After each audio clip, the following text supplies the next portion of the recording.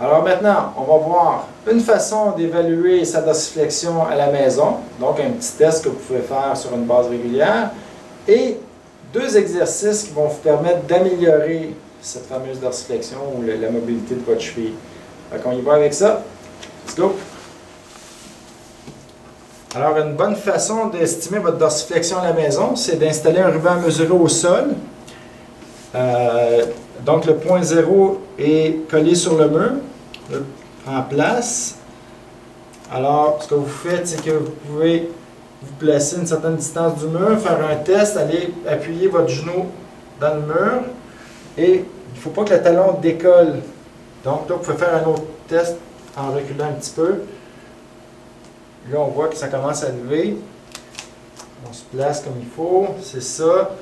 Et vous pensez aussi avoir une bonne position de bassin, placer le pied d'appui, le pied opposé aussi comme il faut.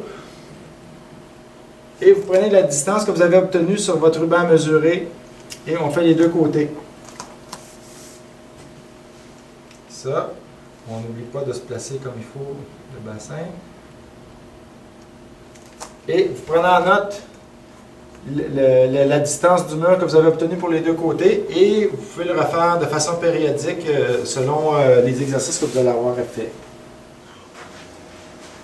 Alors, deux exercices que vous pouvez intégrer dans votre routine d'étirement quotidien. Ça devrait vous permettre d'améliorer votre technique de course et d'avoir un impact positif aussi sur votre technique de pédalage en vélo. On y va. OK, alors on a deux exercices ici pour favoriser la dorsiflexion. Le premier, on se place dans cette position-là. On utilise un élastique. À la maison, si vous n'avez pas ce type d'élastique-là, vous pouvez prendre un élastique conventionnel, ça fait le travail aussi. Si vous avez une machine à poulie aussi, vous pouvez vous installer de la même façon, mais dans votre appareil à poulie.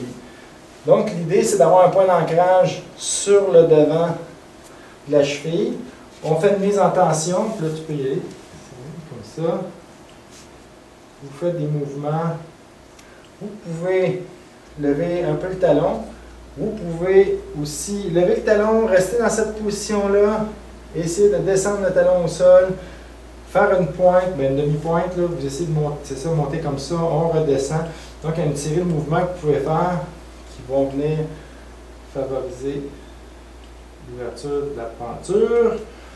Faites attention d'avoir le pied bien aligné, puis d'être assez stable. Faites attention aussi de ne pas lordoser le dos.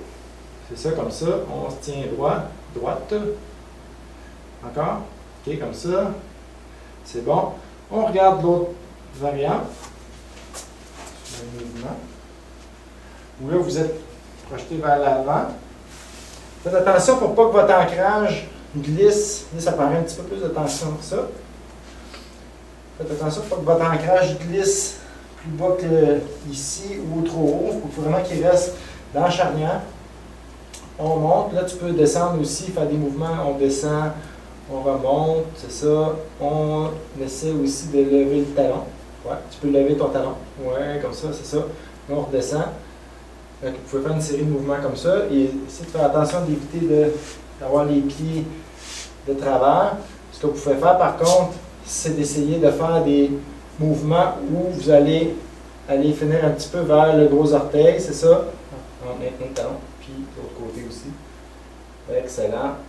Donc, c'est les variantes du mouvement qui seraient préconisées pour l'ouverture de la dorsiflexion.